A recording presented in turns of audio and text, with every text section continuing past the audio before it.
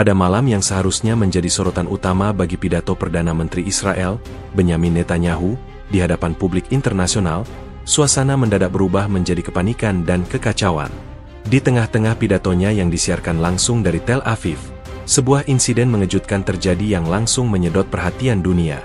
Benyamin Netanyahu, pemimpin dengan pengaruh besar di panggung politik global, ambruk di podium setelah sebuah tembakan misterius dilepaskan dari jarak jauh.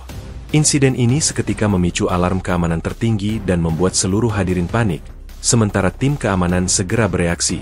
Berita tentang penembakan ini menyebar dengan cepat, memicu kekhawatiran yang meluas tentang kondisi Perdana Menteri dan stabilitas politik di Timur Tengah. Meskipun detail awal masih samar, laporan-laporan pertama mengonfirmasi bahwa Netanyahu mengalami luka di bagian lengan, namun kondisinya dinyatakan stabil. Peristiwa ini bukan hanya sebuah serangan personal terhadap seorang pemimpin, melainkan juga sebuah pukulan telak terhadap keamanan dan simbol kekuasaan Israel. Sesaat sebelum kejadian, Netanyahu sedang berpidato dengan penuh semangat, menguraikan rencana strategisnya yang kontroversial untuk menggulingkan Gaza dalam 2 hari.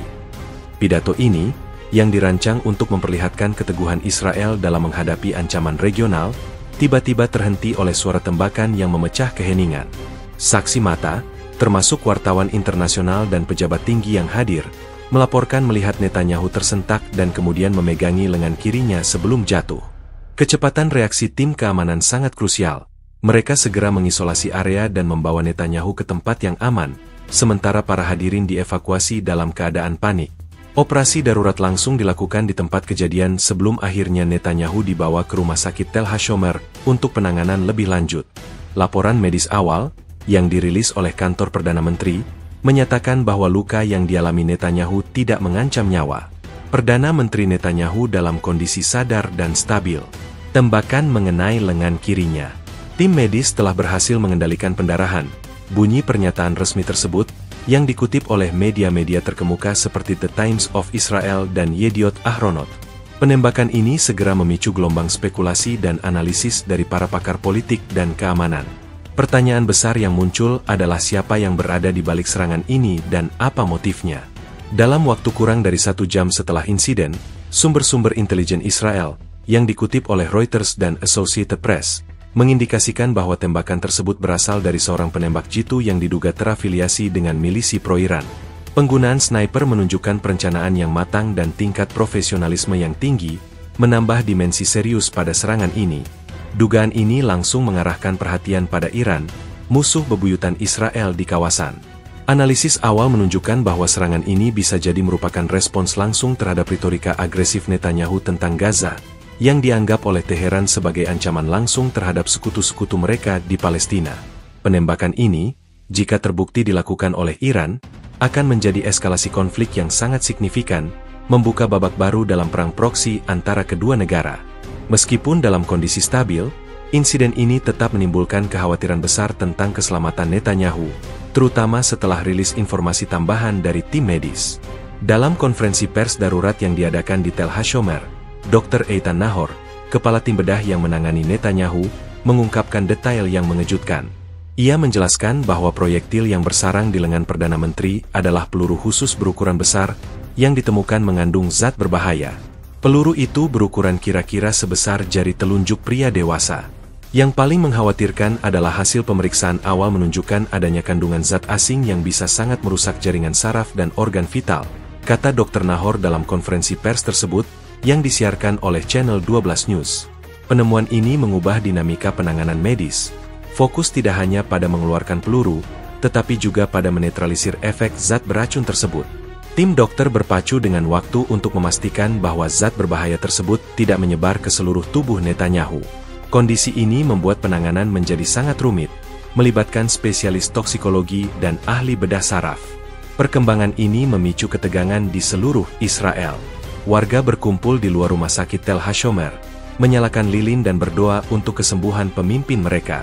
Sementara itu, di arena politik, para menteri kabinet dan pemimpin oposisi bersatu dalam mengecam serangan tersebut. Presiden Israel, Isaac Herzog, dalam pernyataan resminya menyebut serangan ini sebagai tindakan terorisme pengecut yang menargetkan simbol persatuan dan ketahanan negara. Meskipun ada ketegangan politik yang mendalam antara partai-partai di Israel, Insiden ini berhasil menciptakan kesepakatan langka untuk menunda perdebatan internal dan fokus pada krisis nasional. Kantor Perdana Menteri merilis pernyataan lanjutan yang meyakinkan publik bahwa meskipun Netanyahu sedang dalam masa pemulihan, ia tetap memimpin dan mengawasi situasi dari rumah sakit. Kepemimpinan tidak terpengaruh. Perdana Menteri tetap memberikan arahan dan koordinasi dengan Kabinet Keamanan. Kami akan terus maju dengan rencana kami untuk menjamin keamanan Israel. Demikian bunyi pernyataan tersebut, yang menunjukkan ketegasan pemerintah dalam menghadapi situasi darurat ini. Seluruh dunia memantau dengan cemas perkembangan di Tel Aviv. Para pemimpin dunia, mulai dari Presiden Amerika Serikat, Joe Biden, hingga Kanselir Jerman, Olaf Scholz, mengeluarkan pernyataan yang mengutuk serangan tersebut dan mendoakan kesembuhan Netanyahu. Sekretaris Jenderal PBB, Antonio Guterres, juga mendesak semua pihak untuk menahan diri dan mencegah eskalasi konflik lebih lanjut. Namun, di balik seruan damai ini, banyak pihak yang menyadari bahwa insiden ini telah membuka kotak Pandora. Juru bicara Kementerian Luar Negeri Iran menolak tuduhan keterlibatan, menyebutnya sebagai propaganda Zionis yang dirancang untuk membenarkan agresi lebih lanjut. Namun, pernyataan ini tidak meredam kecurigaan, terutama di kalangan para analis intelijen yang percaya bahwa Iran telah lama mencari kesempatan untuk membalas dendam atas serangan Israel terhadap target-target Iran di Suriah dan Lebanon. Penembakan ini, terlepas dari siapa pelaku sebenarnya, telah menempatkan Timur Tengah di ambang krisis baru. Kondisi Netanyahu yang stabil adalah kabar baik, tetapi efek riak dari serangan ini kemungkinan akan terasa dalam waktu yang sangat lama, mengubah peta politik dan militer di kawasan. Sumber: Haaretz, Al Jazeera, BBC News. Suasana hikmat di sebuah aula pertemuan di Tel Aviv pada Rabu malam mendadak hancur oleh keheningan yang mematikan, yang hanya berlangsung sesaat sebelum ledakan kepanikan melanda. Awalnya, tidak ada yang menyadari apa yang sebenarnya terjadi. Perdana Menteri Benyamin Netanyahu, yang sedang berada di puncak pidatonya, tiba-tiba berhenti berbicara. Raut wajahnya yang penuh semangat berubah menjadi ekspresi terkejut, dan tangannya secara naluriah memegang lengan kirinya. Butuh waktu sepersekian detik bagi para hadirin dan tim keamanan untuk menyadari bahwa suara yang mereka dengar bukanlah bagian dari pidato atau efek suara, melainkan suara tembakan senapan sniper yang dilepaskan dari jarak jauh. Kejadian ini, yang terekam oleh berbagai kamera media, menghentikan waktu dan menciptakan kekacauan yang tak terhindarkan. Menurut laporan eksklusif yang dirilis oleh Yediot Ahronot, insiden itu terjadi pada pukul 21.15 waktu setempat. Netanyahu saat itu sedang membahas secara rinci rencana militer Israel untuk melumpuhkan Hamas di Gaza. Kita akan menaklukkan Gaza dalam 2 hari, ucapnya dengan lantang, tepat sebelum proyektil mematikan itu menembus jendela kaca di sisi kanan panggung dan bersarang di lengan kirinya. Para pengawal pribadi Netanyahu, yang dilatih untuk menghadapi ancaman ekstrim, langsung bereaksi. Mereka dengan cepat menariknya dari podium dan membawanya ke balik tirai panggung, sementara petugas keamanan lainnya mengamankan area. Dalam kekacauan yang terjadi, beberapa pejabat tinggi terlihat panik, berteriak meminta ambulans dan bantuan medis. Laporan saksi mata dari seorang wartawan Haaretz yang berada di barisan depan menyebutkan, semua orang menjerit. Kami tidak tahu apa yang terjadi. Kami hanya melihat PM jatuh dan langsung diselubungi oleh pengawalnya. Tim investigasi internal yang dibentuk oleh Shin Bet, agen keamanan domestik Israel, segera bekerja. Dalam hitungan jam, mereka berhasil mengidentifikasi titik tembak yang diduga berada di sebuah gedung apartemen tua yang berjarak sekitar 700 meter dari lokasi pidato. Sumber dari intelijen Israel, yang diwawancarai oleh The Jerusalem Post, mengungkapkan bahwa pelaku penembakan, yang diidentifikasi melalui rekaman kamera keamanan sebagai seorang pria bertubuh kurus dengan topi dan masker, berhasil melarikan diri tak lama setelah menembak. Kami yakin ini bukan serangan sporadis. Ini adalah operasi yang direncanakan dengan sangat teliti, ujar sumber tersebut. Analisis balistik awal yang dilakukan oleh unit forensik militer Israel menguatkan dugaan ini. Proyektil yang berhasil dikeluarkan dari lengan Netanyahu adalah peluru khusus yang dirancang untuk menimbulkan kerusakan maksimal pada target manusia, bukan sekadar peluru standar. Penggunaan peluru jenis ini semakin memperkuat keyakinan bahwa penyerang memiliki niat untuk melumpuhkan atau bahkan membunuh Netanyahu. Keterlibatan Iran dalam insiden ini menjadi narasi sentral yang mendominasi pemberitaan. Meskipun Teheran menolak tuduhan itu, petunjuk-petunjuk yang ditemukan di lokasi penembakan mengarah pada adanya koordinasi dengan entitas pro-Iran. Menurut laporan yang diterbitkan oleh Associated Press, di dalam ruangan tempat sniper menembak, tim forensik menemukan sebuah kartu memori yang berisi data komunikasi terenkripsi. Data tersebut, yang berhasil didekripsi oleh tim Siber Mossad, menunjukkan adanya kontak antara pelaku penembakan dengan seorang operator di Teheran. Pelaku tampaknya mendapat perintah langsung dari markas operasi di Iran, ujar seorang pejabat intelijen Israel kepada Reuters dengan syarat anonim. Penemuan ini bukan hanya sebuah bukti keterlibatan, tetapi juga sebuah pernyataan politik yang sangat provokatif dari Iran terhadap Israel. Aksi ini menunjukkan bahwa Iran memiliki kemampuan untuk menargetkan pemimpin tertinggi Israel di jantung ibu kotanya sendiri, sebuah ancaman yang sebelumnya hanya dianggap sebagai skenario teoretis. Luka di lengan Netanyahu, meskipun tidak mengancam nyawa, memiliki implikasi yang serius. Peluru tersebut, yang berukuran seolah satu jari pria dewasa, menembus jaringan otot dan mendekati arteri utama, seperti yang dijelaskan oleh Dr. Eitan Nahor, kepala tim bedah di Rumah Sakit Tel HaShomer. Kami menghadapi situasi yang sangat berisiko. Peluru itu tidak hanya besar, tapi juga mengandung zat yang berpotensi merusak saraf dan menimbulkan infeksi parah jika tidak segera ditangani, jelas Dr. Nahor dalam konferensi pers yang disiarkan oleh Channel 13 News. Peluru itu sendiri telah dikirim ke laboratorium khusus untuk analisis lebih lanjut, guna mengidentifikasi secara pasti zat berbahaya yang dikandungnya. Spekulasi awal menyebutkan adanya zat neurotoksin yang dirancang untuk melumpuhkan korban, meskipun hal ini belum dikonfirmasi secara resmi. Penanganan medis yang sangat cepat dan teliti oleh tim dokter adalah faktor kunci yang membuat kondisi Netanyahu membaik, mencegah zat berbahaya itu menyebar ke seluruh sistem tubuhnya. Insiden penembakan ini bukan hanya sebuah serangan fisik, tetapi juga sebuah serangan simbolis terhadap keamanan nasional Israel. Pertanyaan besar yang muncul adalah bagaimana seorang sniper bisa menembus pengamanan berlapis dan menargetkan Netanyahu. Panggung pidato Netanyahu dikenal sebagai area dengan tingkat pengamanan tertinggi, dijaga oleh pengawal pribadi, Shin Bet, dan tentara IDF. Fakta bahwa penyerang berhasil melancarkan serangan tanpa terdeteksi menunjukkan adanya kelemahan serius dalam sistem intelijen dan pengamanan Israel. Penyelidikan internal yang sedang berlangsung diharapkan dapat mengungkap apakah ada celah keamanan atau bahkan kemungkinan adanya pengkhianatan dari dalam. Ini adalah kegagalan keamanan yang tidak bisa dimaafkan. Kami akan mencari tahu siapa yang bertanggung jawab, ujar Menteri Pertahanan Israel, Yoav Gallant, dalam sebuah pernyataan singkat. Dengan kondisi Netanyahu yang kini stabil dan masa pemulihan yang akan memakan waktu, perhatian kini beralih pada konsekuensi geopolitik dari insiden ini. Israel telah bersumpah akan membalas serangan ini dengan keras, dan Iran pun bersiaga. Pihak berwenang Israel meyakini bahwa serangan ini adalah pesan dari Teheran yang menyatakan bahwa mereka tidak akan gentar dengan ancaman militer Israel. Insiden ini, yang berawal dari suara tembakan tunggal, telah memicu ketegangan yang sangat tinggi di Timur Tengah dan dapat mengubah dinamika konflik Israel-Iran secara fundamental. Lengan Netanyahu yang terluka menjadi bukti nyata dari perang dingin yang kini memanas dan berpotensi meletus menjadi konflik terbuka, dengan dampak yang tidak hanya terbatas pada kedua negara, melainkan juga pada seluruh stabilitas regional dan global. Sumber: The Times of Israel, Al Jazeera, BBC News. Sebelum suara tembakan memecah keheningan malam dan mengubah jalannya sejarah, pidato Benyamin Netanyahu adalah pusat dari seluruh perhatian. Pidato yang disiarkan langsung dari Tel Aviv ini, awalnya dirancang sebagai pernyataan tegas yang tidak hanya ditujukan kepada musuh-musuh Israel, tetapi juga kepada publik domestik yang haus akan kepastian dan kemenangan. Dengan suara yang lantang dan penuh keyakinan, Perdana Menteri Netanyahu berdiri di podium, menguraikan visi militernya untuk mengakhiri konflik di Gaza. Pernyataannya yang paling mencolok dan provokatif adalah ketika ia mengklaim, dengan kekuatan dan tekad yang kita miliki, Gaza akan tumbang dalam 2 hari. Kata-kata ini tidak hanya mengejutkan para hadirin, tetapi juga menggema di seluruh dunia, memicu gelombang reaksi dan analisis. Pidato tersebut adalah klimaks dari retorika keras Netanyahu yang telah berlangsung selama berbulan-bulan. Namun kali ini, ia memberikan batas waktu yang spesifik dan sangat ambisius.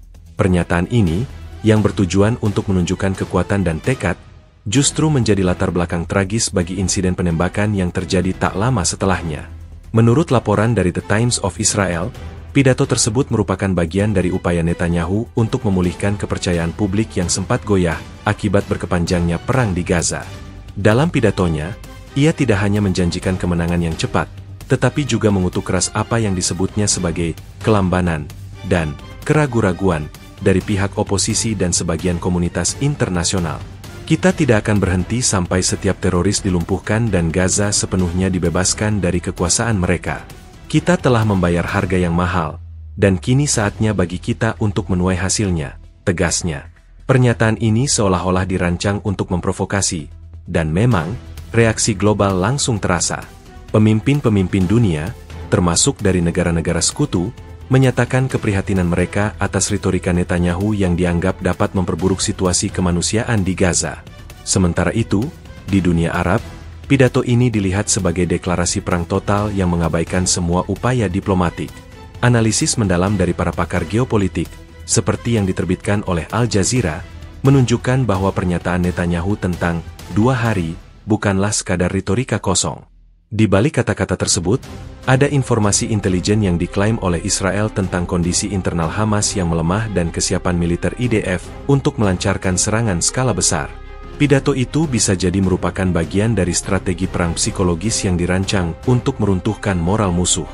Namun, seperti yang dicatat oleh seorang analis keamanan senior kepada Reuters, pidato ini terlalu berisiko.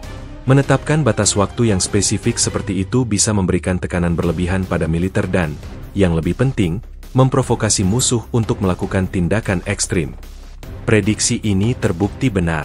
Sesaat setelah pidato, suara tembakan terdengar, dan Netanyahu jatuh. Aksi penembakan ini, terlepas dari siapa pelaku sebenarnya, dapat dilihat sebagai respons langsung terhadap provokasi verbal yang disampaikan oleh Perdana Menteri. Insiden ini mengubah narasi pidato yang awalnya tentang kekuatan menjadi simbol kerentanan. Sebuah pidato yang dirancang untuk memperlihatkan ketegasan Israel justru berakhir dengan penyerangan terhadap pemimpinnya. Kejadian ini seolah-olah menjadi peringatan bahwa ancaman tidak hanya datang dari luar, tetapi juga bisa menembus jantung kekuasaan. Analisis dari BBC News menyoroti bahwa pidato Netanyahu, yang dipenuhi dengan janji-janji kemenangan, telah menjadi bumerang. Ia ingin menunjukkan bahwa Israel tidak akan gentar, tetapi serangan ini menunjukkan bahwa tidak ada seorang pun yang kebal, bahkan pemimpin terkuat sekalipun, tulis seorang koresponden BBC dari Tel Aviv. Pidato itu, dengan segala ambisi dan provokasinya, kini akan selamanya dikenang sebagai momen krusial yang mendahului serangan fatal tersebut. Lebih dari sekadar kata-kata, pidato itu mencerminkan visi politik Netanyahu yang lebih luas. Ia tidak hanya berbicara tentang Gaza, tetapi juga tentang posisi Israel di Timur Tengah dan hubungannya dengan Iran. Dalam pidatonya, ia secara tidak langsung menuding Iran sebagai dalang di balik semua kekacauan regional. Ia berjanji akan menghukum semua pihak yang berusaha mengancam Israel, baik secara langsung maupun melalui proksi. Siapapun yang berani menyerang kami, dari Gaza, dari Lebanon, atau dari Teheran, akan merasakan murka kami, katanya, kurang dari 5 menit sebelum tembakan dilepaskan. Kata-kata ini, yang penuh dengan amarah dan ancaman, memberikan motif yang jelas bagi pihak-pihak yang mungkin merasa terancam oleh retorikanya. Laporan dari sumber-sumber intelijen Israel yang dikutip oleh The Jerusalem Post menunjukkan bahwa Iran, yang secara historis memiliki hubungan tegang dengan Israel, melihat pidato ini sebagai deklarasi perang. Pelaku penembakan, yang diyakini terafiliasi dengan milisi pro-Iran, kemungkinan besar diperintahkan untuk melakukan serangan ini sebagai peringatan dan pembalasan. Peristiwa ini juga memicu perdebatan internal di Israel tentang strategi militer dan politik. Beberapa pihak, terutama dari kalangan oposisi, mengkritik keras Netanyahu karena dianggap terlalu provokatif dan tidak realistis. Menjanjikan kemenangan dalam 2 hari adalah tindakan yang tidak bertanggung jawab. Itu hanya akan memicu lebih banyak kekerasan dan menempatkan nyawa prajurit kita dalam bahaya, ujar seorang pemimpin oposisi dalam wawancara dengan Channel 12 News. Di sisi lain, para pendukung Netanyahu melihat pidato itu sebagai pernyataan yang diperlukan untuk menjaga moral bangsa dan menunjukkan kepada dunia bahwa Israel tidak akan bernegosiasi dengan teroris. Namun, fakta bahwa Perdana Menteri sendiri menjadi korban dari kekerasan yang ia bicarakan dalam pidatonya telah menjadi pukulan telak yang tidak dapat diabaikan. Pidato yang seharusnya mengukuhkan posisinya sebagai pemimpin yang kuat justru berakhir dengan menunjukkan kerentanannya sebagai target. Pasca penembakan, isi pidato Netanyahu menjadi bahan analisis yang lebih mendalam, terutama dalam kaitannya dengan zat berbahaya yang ditemukan dalam peluru. Pidato itu adalah bagian dari narasi yang lebih besar tentang konflik yang semakin memanas, dan serangan ini adalah bukti nyata dari eskalasi tersebut. Pidato itu adalah api yang menyulut reaksi, dan peluru itu adalah konsekuensinya. Meskipun kondisi Netanyahu kini stabil, dampak dari pidato dan penembakan tersebut masih jauh dari kata selesai. Pidato yang seharusnya menjadi momen kemenangan dan penguatan posisi politik Netanyahu kini justru akan diingat sebagai momen di mana Timur Tengah kembali terjerumus ke dalam ketegangan yang lebih besar, dengan prospek konflik terbuka yang semakin nyata. Sumber: Haaretz, Ynet News, CNN. Ketika Benyamin Netanyahu dilarikan ke rumah sakit Tel HaShomer, tim medis fokus pada satu hal utama, mengeluarkan proyektil yang bersarang di lengan kirinya dan menghentikan pendarahan. Namun, apa yang seharusnya menjadi prosedur bedah rutin bagi luka tembak, berubah menjadi operasi yang sangat kompleks dan penuh risiko. Sesaat setelah peluru berhasil dikeluarkan, para dokter terkejut dengan penemuan yang lebih mengerikan daripada luka itu sendiri. Peluru yang ditemukan, yang digambarkan oleh seorang perawat sebagai ukuran satu jari pria dewasa, ternyata tidak hanya sebuah proyektil biasa. Laporan awal dari laboratorium forensik rumah sakit menunjukkan bahwa peluru itu telah dilapisi dengan zat berbahaya yang dirancang untuk menimbulkan kerusakan internal yang lebih parah. Temuan ini mengubah ancaman dari satu luka fisik menjadi potensi keracunan sistemik, memberikan tantangan ganda bagi tim medis. Dalam konferensi pers darurat yang diadakan di lobi rumah sakit, Dr. Eitan Nahor, kepala tim bedah, terlihat tegang saat ia mengungkapkan detail penemuan tersebut. Kami berhasil mengeluarkan peluru dengan sukses. Namun, analisis pendahuluan menunjukkan bahwa peluru itu mengandung jejak zat asing yang sangat merusak. Kami mencurigai adanya kandungan neurotoksin yang dirancang untuk melumpuhkan atau bahkan membunuh korban secara perlahan, ujarnya.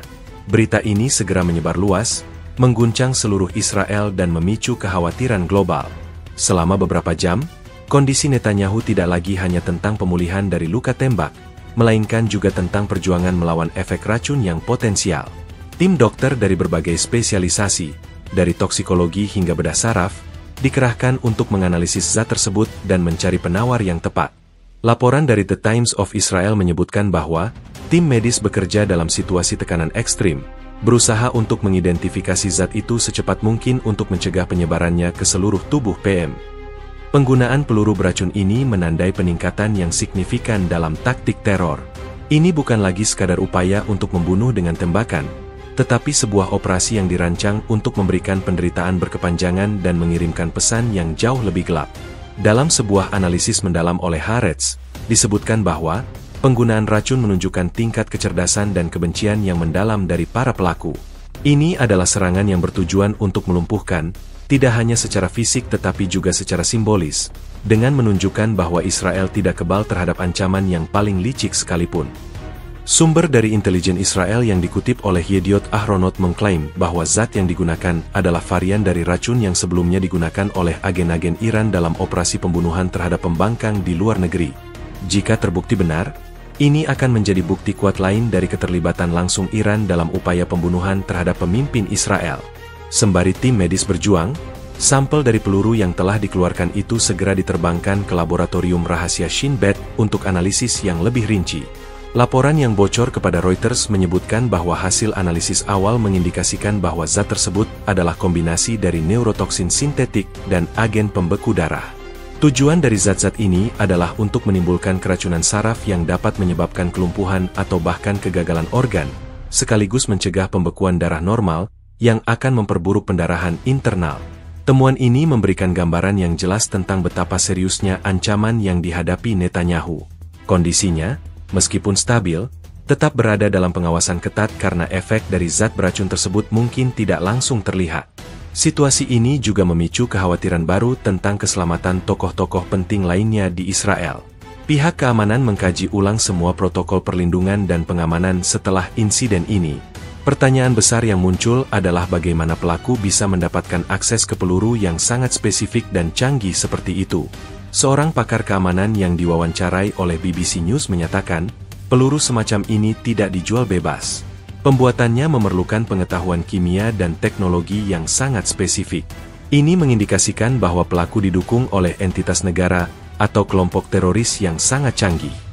Tuduhan ini semakin menguatkan dugaan keterlibatan Iran, yang telah lama mengembangkan program senjata non-konvensional. Di luar dinding rumah sakit, berita tentang peluru beracun memicu gelombang kemarahan di seluruh Israel.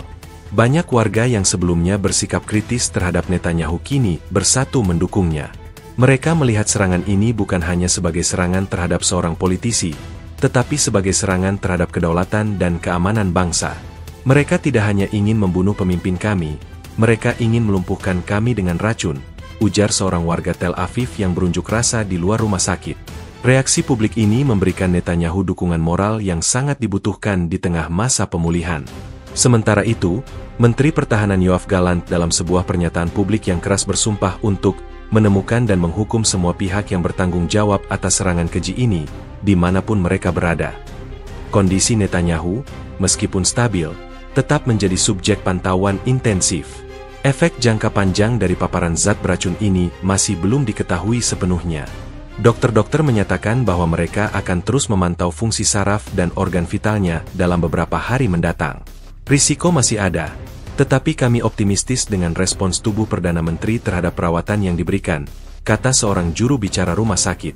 Sementara itu, peluru yang kini menjadi barang bukti kunci, terus dianalisis secara mendalam untuk mengungkap rahasia yang mungkin masih terkandung di dalamnya. Peluru ini, yang seharusnya hanya menjadi akhir dari sebuah serangan, kini menjadi awal dari investigasi yang lebih besar, mengungkap ancaman yang lebih dalam dan taktis yang dihadapi oleh Israel. Sumber: CNN, Al Jazeera, The Jerusalem Post. Begitu Benyamin Netanyahu tiba di rumah sakit Tel Hashomer, sebuah kompleks medis militer yang terkenal di Israel, suasana di ruang gawat darurat langsung berubah menjadi pusat operasi darurat tingkat tertinggi. Tim dokter, yang telah diberitahu sebelumnya tentang kedatangan Perdana Menteri, sudah bersiap.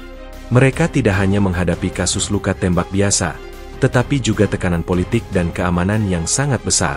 Nyawa seorang pemimpin negara berada di tangan mereka, dan kesalahan sekecil apapun tidak bisa ditoleransi. Laporan dari The Times of Israel menggambarkan suasana di dalam ruang operasi sebagai hening, penuh ketegangan, dan fokus yang luar biasa.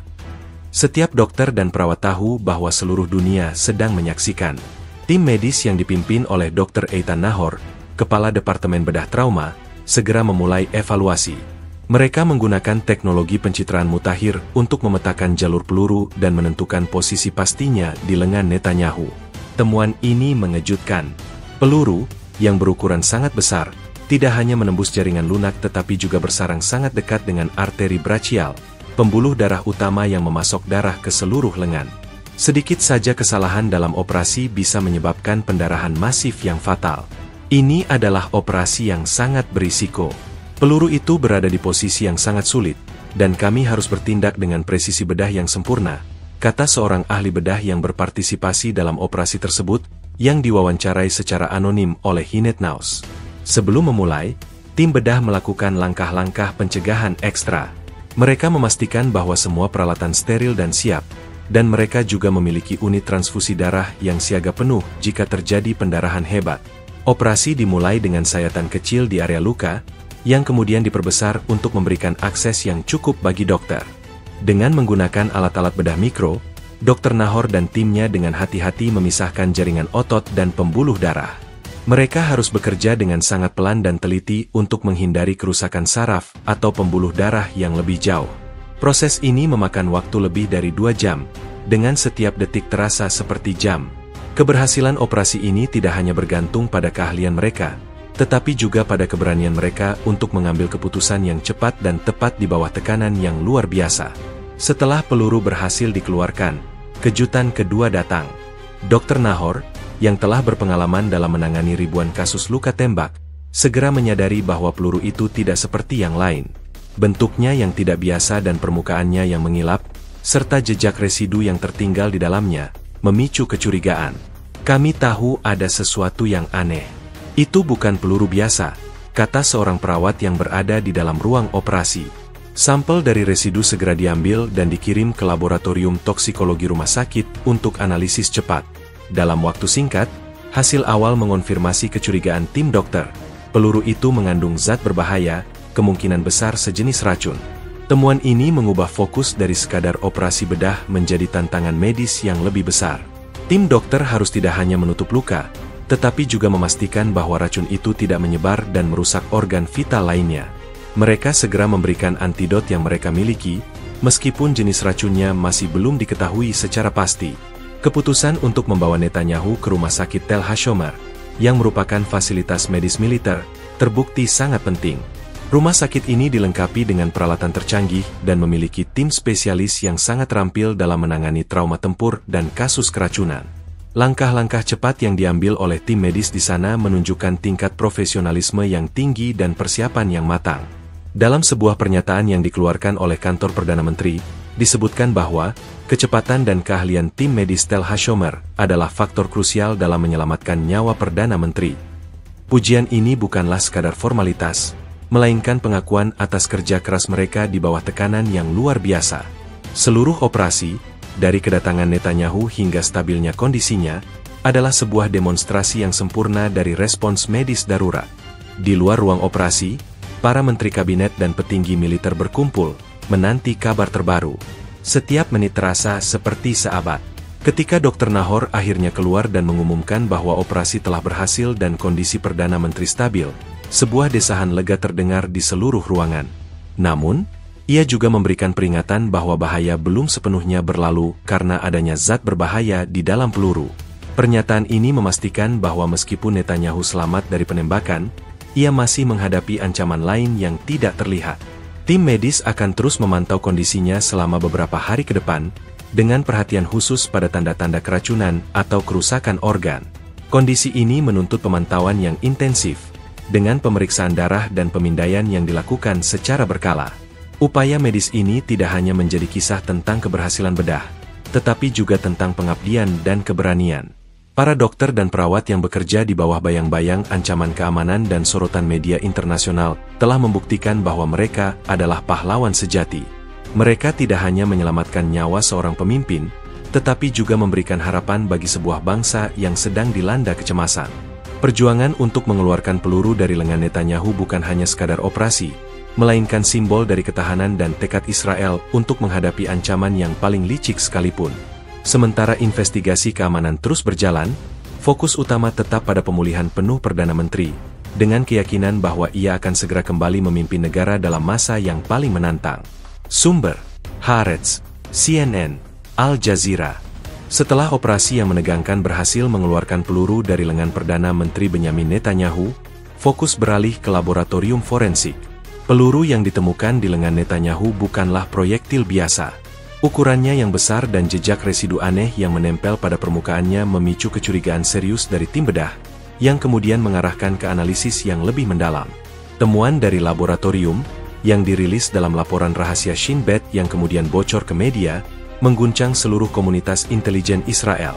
Peluru itu, yang telah menjalani analisis kimia dan fisik yang ketat, ternyata dilapisi dengan kombinasi zat berbahaya yang dirancang untuk menimbulkan kerusakan ganda, luka tembak fisik dan keracunan sistemik yang mematikan.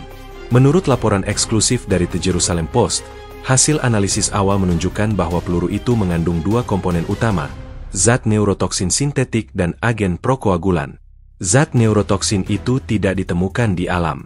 Itu adalah hasil rekayasa laboratorium yang sangat canggih, ujar seorang ahli kimia forensik yang terlibat dalam penyelidikan, yang diwawancarai secara anonim.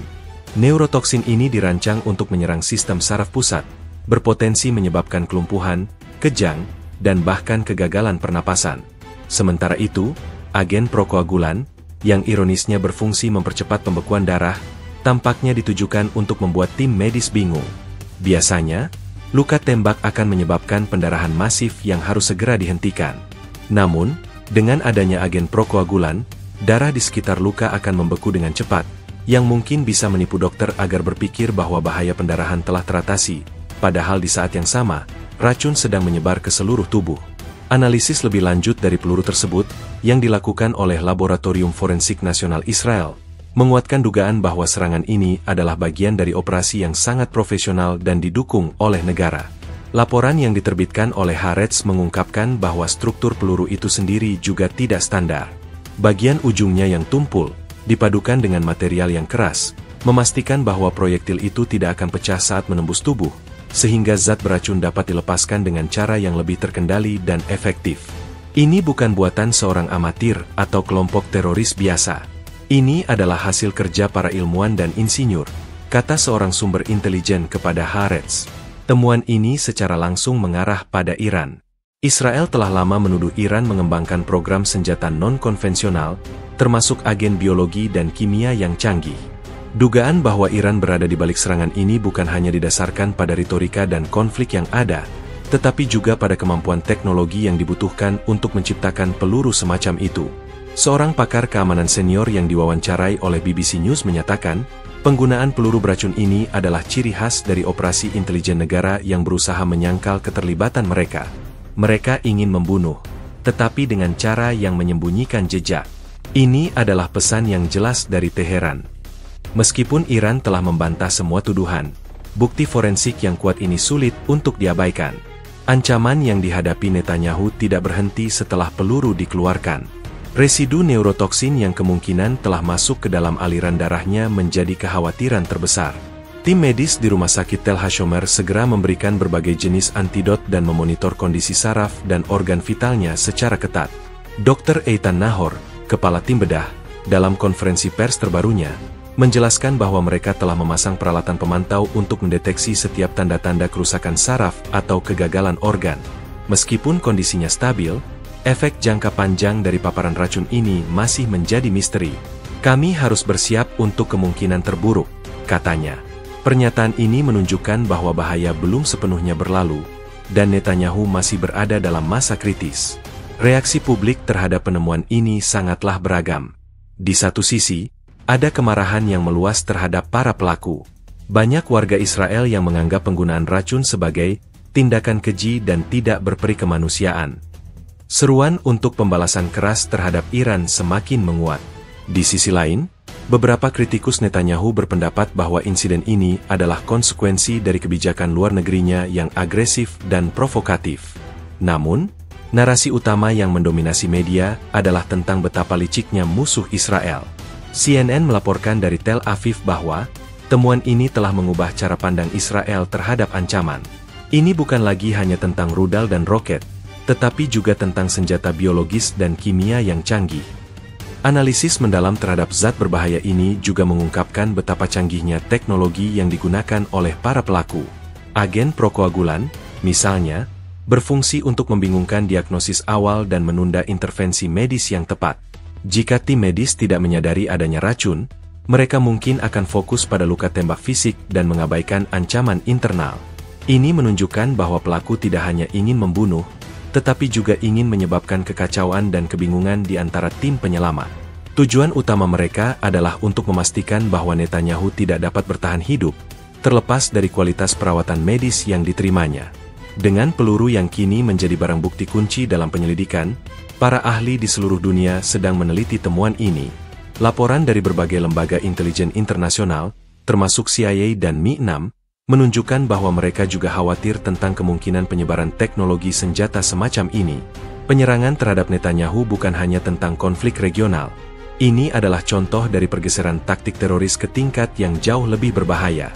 Peluru beracun ini bukan hanya ancaman bagi Netanyahu, tetapi juga peringatan bagi semua pemimpin dunia bahwa mereka dapat menjadi target dari serangan yang tidak terduga dan sangat mematikan. Sumber: Ynet News, Al Jazeera, Reuters. Setelah operasi yang berhasil dan pengakuan atas zat berbahaya dalam peluru, fokus utama kini beralih sepenuhnya pada proses pemulihan Perdana Menteri Benyamin Netanyahu. Berita baik datang dari Rumah Sakit Tel Hashomer, yang mengumumkan bahwa kondisi Netanyahu terus membaik secara stabil. Tim dokter yang merawatnya, yang terdiri dari spesialis terbaik di Israel, melaporkan bahwa respon tubuh Netanyahu terhadap perawatan sangat positif. Kondisi Perdana Menteri kian membaik. Tim medis telah berhasil menetralisir efek awal dari zat berbahaya dan luka tembaknya menunjukkan tanda-tanda penyembuhan yang sangat baik, kata seorang juru bicara rumah sakit dalam pernyataan yang dikutip oleh CNN. Pemulihan ini adalah hasil dari kombinasi perawatan medis canggih dan ketahanan fisik Netanyahu sendiri, sebuah fakta yang disyukuri oleh seluruh bangsa Israel. Menurut laporan eksklusif yang dirilis oleh Yediot Ahronot, Netanyahu kini telah dipindahkan dari unit perawatan intensif ke kamar khusus di dalam bangsal bedah. Langkah ini menunjukkan bahwa risiko terhadap nyawanya telah berkurang secara signifikan. Ia sudah bisa berkomunikasi dengan tim medis dan anggota keluarganya, meskipun masih dalam kondisi yang lemah. Beliau sangat kuat. Ia bertanya tentang perkembangan di luar dan ingin segera kembali bekerja, ujar salah satu anggota kabinet yang diberi akses terbatas untuk menjenguk. Respons cepat dari tim medis setelah penembakan, yang dengan sigap memberikan antidot meskipun jenis racunnya belum teridentifikasi secara pasti, terbukti sangat krusial. Kecepatan tindakan ini mencegah racun menyebar ke organ vital, seperti jantung dan otak, yang bisa berakibat fatal. Jaringan pemulihan Netanyahu tidak hanya melibatkan tim medis di rumah sakit, tetapi juga tim penasihat politik dan keamanan yang bekerja di sekelilingnya. Meskipun dalam kondisi pemulihan, Netanyahu tetap diberi informasi terkini tentang situasi politik dan militer. Laporan dari The Times of Israel menyebutkan bahwa ia telah mengadakan pertemuan singkat dengan Menteri Pertahanan dan Kepala Staf IDF, untuk memastikan bahwa rencana operasi di Gaza tidak terhenti akibat insiden ini. Ia ingin menunjukkan kepada musuh-musuhnya bahwa serangan ini tidak akan melumpuhkan Israel, kata seorang sumber anonim di dalam kantor Perdana Menteri. Sikap ini memberikan sinyal yang kuat kepada dunia bahwa kepemimpinan Israel tetap teguh, bahkan dalam menghadapi ancaman pribadi terhadap pemimpinnya. Meskipun kondisinya membaik, tim medis tetap berhati-hati. Pemantauan terhadap efek jangka panjang dari zat neurotoksin yang ditemukan dalam peluru terus dilakukan secara ketat. Dr. Eitan Nahor, dalam konferensi pers, menjelaskan bahwa mereka secara rutin melakukan tes darah dan pemindaian saraf untuk memastikan tidak ada kerusakan yang berkembang. Kami optimis, tetapi kami tetap waspada. Efek dari racun bisa saja muncul kembali dalam bentuk yang berbeda, jadi kami akan memantau kondisinya selama beberapa hari ke depan, jelasnya. Kondisi ini membuat Netanyahu harus tetap berada di rumah sakit untuk beberapa waktu, meskipun ia sudah tidak lagi dalam kondisi kritis. Berita tentang pemulihan Netanyahu memicu gelombang perayaan di seluruh Israel. Ratusan orang berkumpul di luar rumah sakit Tel HaShomer, membawa bendera dan spanduk yang bertuliskan, "Netanyahu, bangkitlah," dan "Israel bersamamu." Suasana yang sebelumnya dipenuhi kekhawatiran dan ketakutan, kini berubah menjadi harapan dan kelegaan. Reaksi ini menunjukkan betapa pentingnya Netanyahu sebagai simbol ketahanan bagi banyak warga Israel, terlepas dari perbedaan politik. Dukungan publik yang meluas ini memberikan dorongan moral yang signifikan bagi Netanyahu dan pemerintahannya.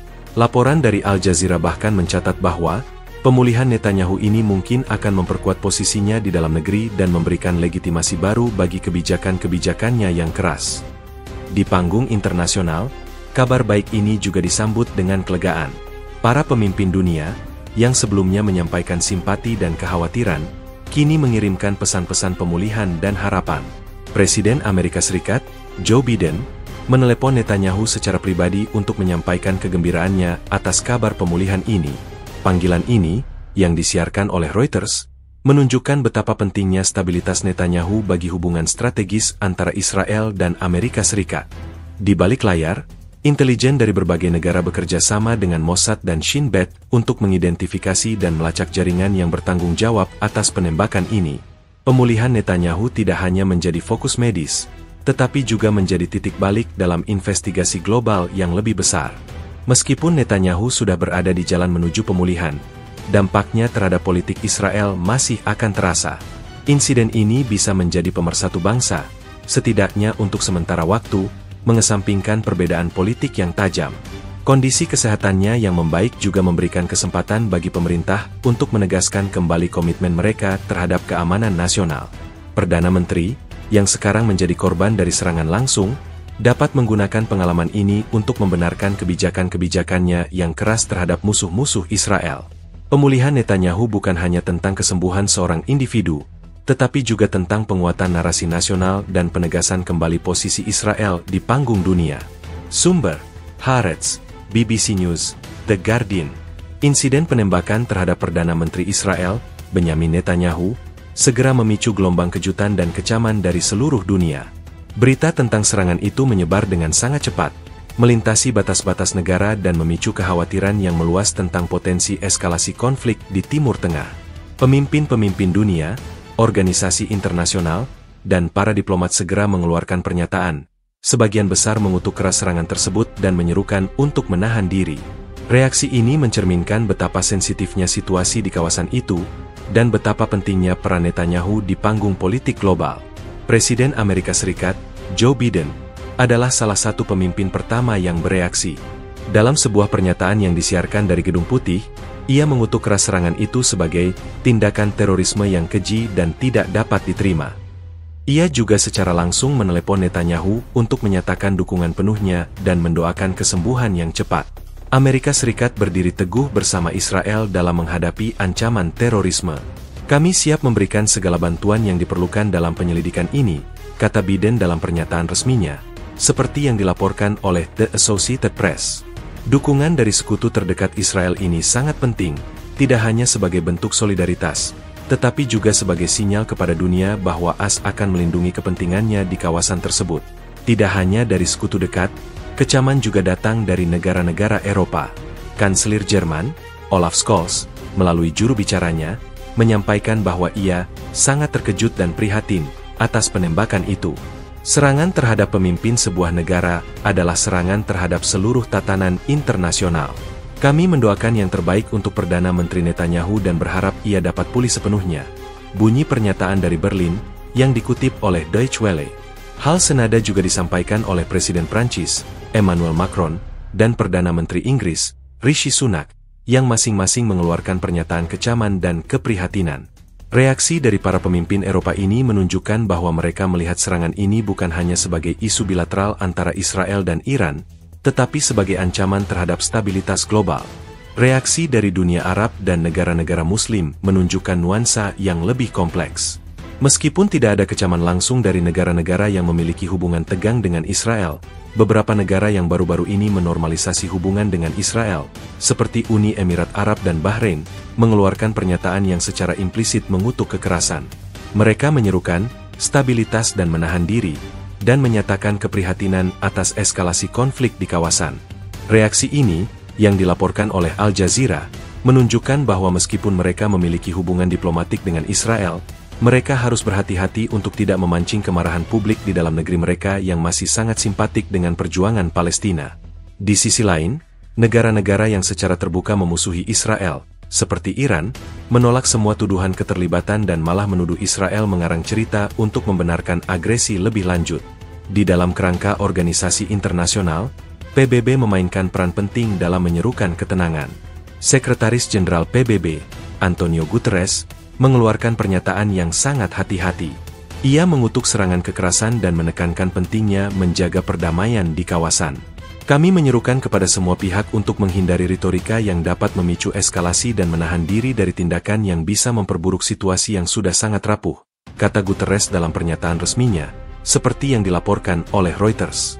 Pernyataan ini menunjukkan bahwa PBB, meskipun mengecam kekerasan, juga menyadari risiko bahwa serangan ini bisa menjadi alasan bagi Israel untuk melancarkan serangan balasan yang lebih besar. Reaksi internasional ini tidak hanya terbatas pada pernyataan resmi. Secara diam-diam, para diplomat dan agen intelijen di seluruh dunia mulai bekerja sama dengan Israel untuk menyelidiki insiden tersebut.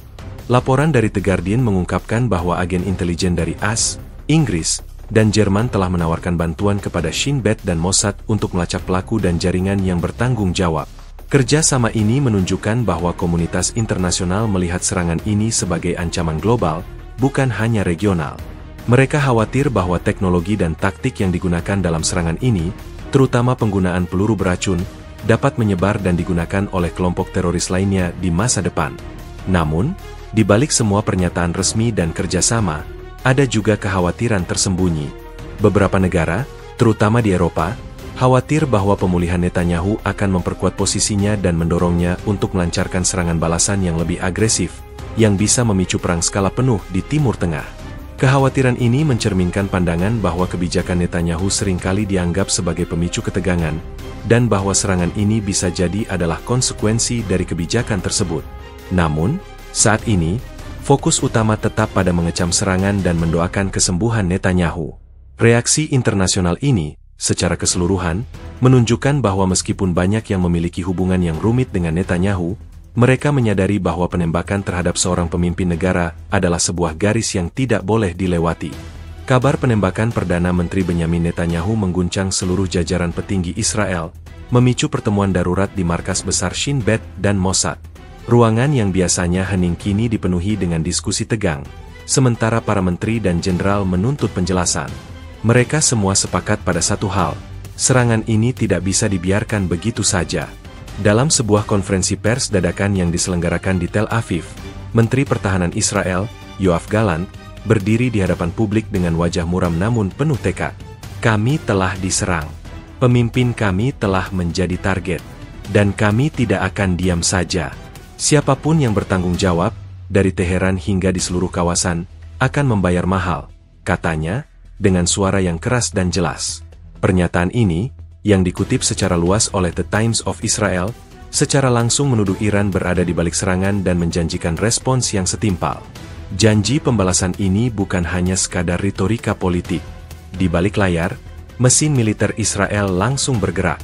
Laporan dari sumber-sumber intelijen yang bocor kepada Haaretz mengungkapkan bahwa IDF, Angkatan Pertahanan Israel, telah meningkatkan tingkat kesiapsiagaan di semua lini. Unit-unit khusus diperintahkan untuk mengumpulkan informasi intelijen dan melacak setiap jejak yang ditinggalkan oleh pelaku.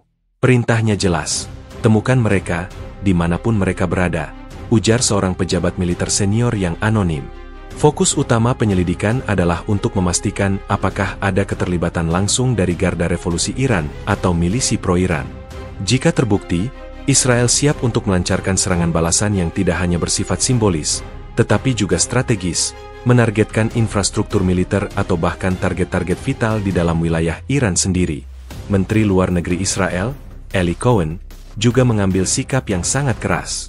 Dalam wawancara dengan CNN, ia menyatakan, serangan ini adalah tindakan pengecut dari sebuah negara teroris. Iran telah melampaui batas yang tak bisa dimaafkan. Kami telah menerima pesan mereka, dan kami akan mengirimkan pesan kami sendiri, jauh lebih keras dan jelas. Komentar ini mencerminkan narasi yang kini mendominasi seluruh spektrum politik Israel, bahwa serangan ini adalah eskalasi yang disengaja dari Iran, dan bahwa satu-satunya cara untuk merespons adalah dengan kekuatan. Narasi ini juga bertujuan untuk menyatukan publik Israel yang sering terpecah belah oleh masalah politik domestik. Insiden penembakan ini, bagi mereka, adalah momen untuk bersatu menghadapi musuh bersama. Namun, di balik pernyataan-pernyataan keras ini, ada juga kekhawatiran yang mendalam.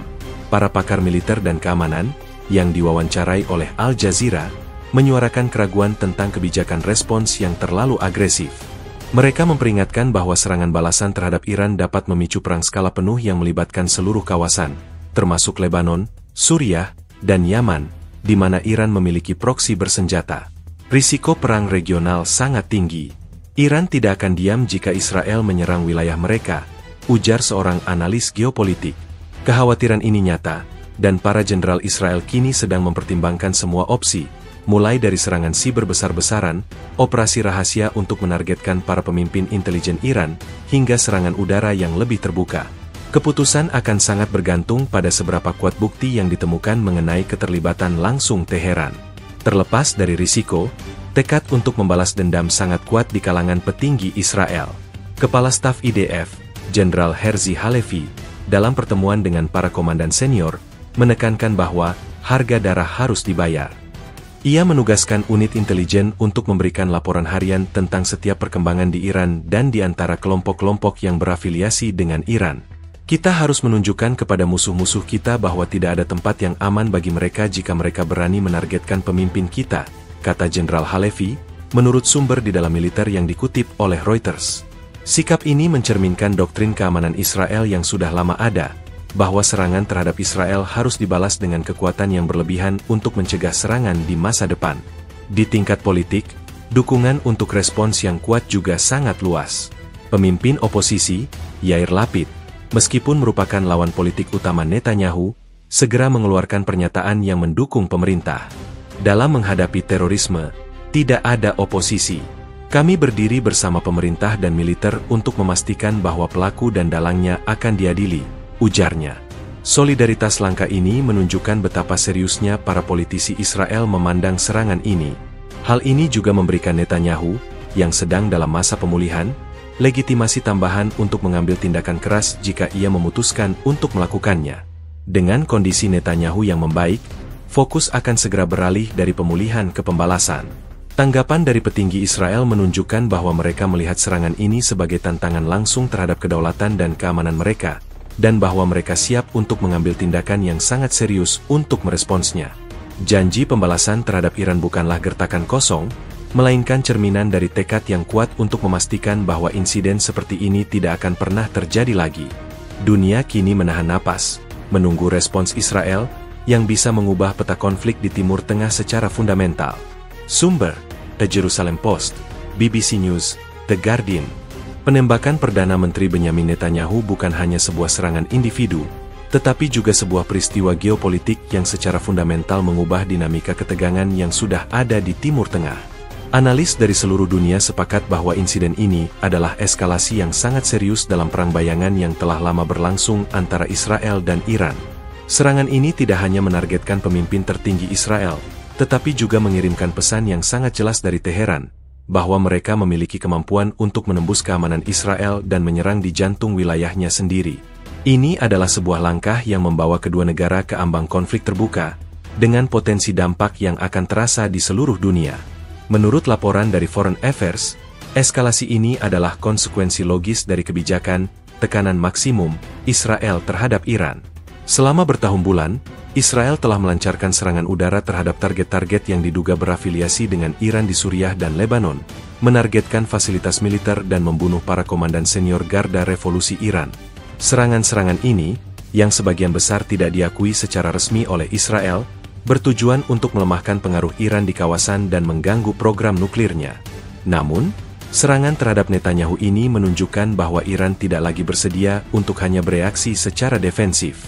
Mereka kini telah memutuskan untuk membalas dengan cara yang jauh lebih berani dan provokatif, menargetkan simbol kekuasaan Israel itu sendiri.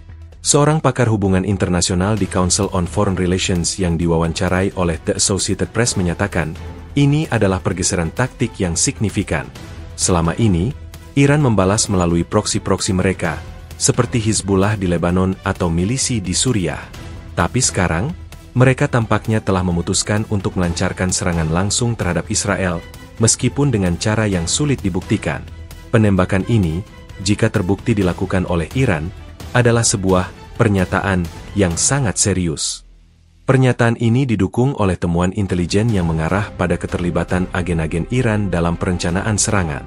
Penggunaan peluru beracun juga menunjukkan tingkat kecanggihan yang biasanya hanya dimiliki oleh intelijen negara, semakin menguatkan dugaan keterlibatan Teheran. Analisis dari The Wall Street Journal menyoroti bahwa serangan ini juga memiliki dimensi domestik yang signifikan di Iran. Pemerintahan garis keras di Teheran mungkin melihat serangan ini sebagai cara untuk menunjukkan kekuatan dan menenangkan para pendukung mereka yang menuntut respons yang lebih tegas terhadap agresi Israel. Dengan menargetkan Netanyahu, mereka tidak hanya membalas dendam, tetapi juga mengirimkan pesan kepada dunia bahwa Iran tidak akan mundur. Ini adalah permainan politik berisiko tinggi yang dapat memicu ketidakstabilan di kawasan yang sudah sangat rapuh. Laporan dari Al Jazeera juga mencatat bahwa beberapa kelompok militan Palestina yang didukung Iran telah merayakan serangan ini di media sosial, menyebutnya sebagai tindakan heroik dan pembalasan yang pantas.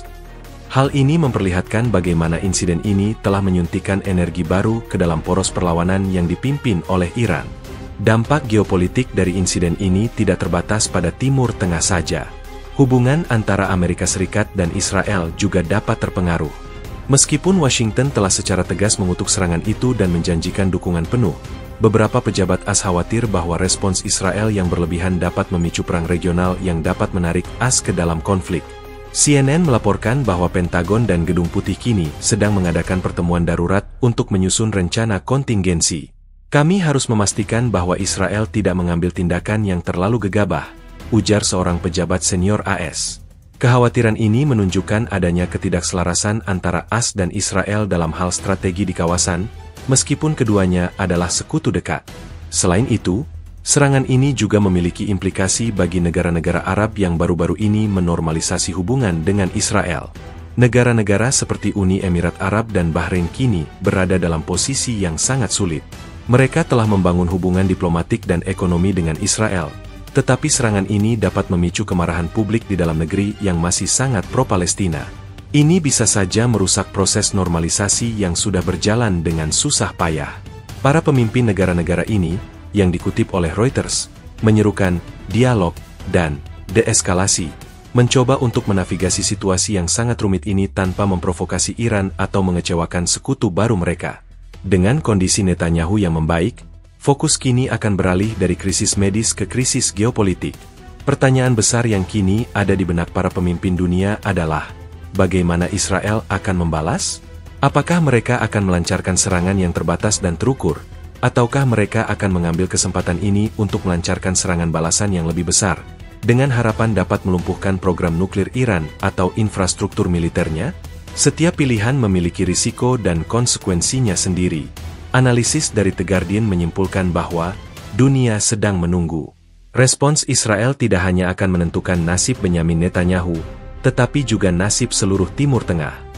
Insiden penembakan ini, yang berawal sebagai sebuah aksi tunggal, telah menjadi pemicu potensial untuk konflik yang lebih besar, dengan Iran dan Israel kini berdiri di ambang perang terbuka. Sumber: Foreign Affairs, The Wall Street Journal, CNN, Reuters.